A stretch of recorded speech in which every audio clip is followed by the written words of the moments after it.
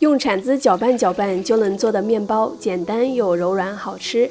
160克牛奶里加20克糖，2克高糖酵母，2克盐和15克玉米油，搅拌搅拌，然后加200克高筋面粉。面团含水量比较高，所以做出来的面包会更柔软，但是很粘手，所以直接用铲子搅拌就可以，直到没有干粉。放冰箱冷藏20分钟，再搅拌几下，面团看起来比刚才光滑一些，发酵至体积变大，揉一揉给面团排气，然后切成16个小面团。如果粘手的话，可以撒一些干面粉防粘。再像这样整理面团，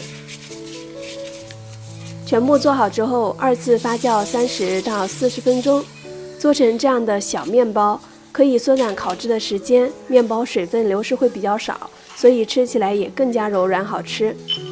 做一个蒜香的咸味面包，把蒜末、香葱、盐和油混合均匀，然后轻轻地抹在发酵好的面包上面，表面再撒上芝士碎。烤箱180度预热，放中层烤12到15分钟，上色满意了就可以。